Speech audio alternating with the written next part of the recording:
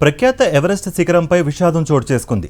పర్వతారోహణ ముగించుకుని దిగువకు వస్తుండగా ఇద్దరు భారతీయులు ప్రాణాలు కోల్పోయినట్లు నేపాల్ అధికారులు వెల్లడించారు.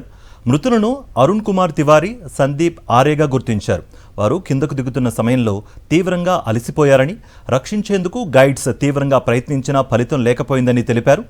బుధవారం ఎవరెస్ట్ శిఖరాన్ని అధిరోహించిన 274 మంది మౌంటైనియర్స్లో సందీప్ ఆరే సహా తులసి రెడ్డి పాల్పునూరి, అజయ్ పాల్ సింగ్ అనే మరో ఇద్దరు భారతీయులు కూడా ఉన్నారు.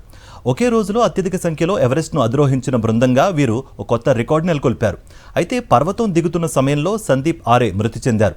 గురువారం సాయంత్రం మరో బృందంలో పర్వత శిఖరాన్ని చేరుకుని తిరిగి వస్తుండగా అరుణ్ కుమార్ తివారీ కూడా మృతి చెందినట్లుగా అధికారులు వెల్లడించారు. ప్రఖ్యాత ఎవరెస్ట్ శిఖరంపై విషాదం చోటు చేసుకుంది. పర్వతారోహణ ముగించుకుని దిగువకు వస్తుండగా ఇద్దరు భారతీయులు ప్రాణాలు కోల్పోయినట్లు నేపాల్ అధికారులు వెల్లడించారు. మృతులను అరుణ్ కుమార్ తివారీ, సందీప్ ఆరేగా గుర్తించారు. వారు కిందకు దిగుతున్న సమయంలో తీవ్రంగా అలసిపోయారని, రక్షించేందుకు గైడ్స్ తీవ్రంగా ప్రయత్నించినా ఫలితం లేకపోయిందని తెలిపారు.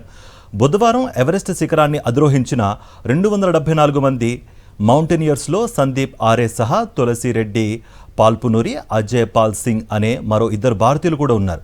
ఒకే రోజులో అత్యధిక సంఖ్యలో ఎవరెస్ట్ను అధిరోహించిన బృందంగా వీరు ఒక కొత్త రికార్డు నెలకొల్పారు. అయితే పర్వతం దిగుతున్న సమయంలో సందీప్ ఆరే మృతి చెందారు. గురువారం సాయంత్రం మరో బృందంలో పర్వత శిఖరాన్ని చేరుకుని తిరిగి వస్తుండగా అరుణ్ కుమార్ తివారీ కూడా మృతి చెందినట్లుగా అధికారులు వెల్లడించారు.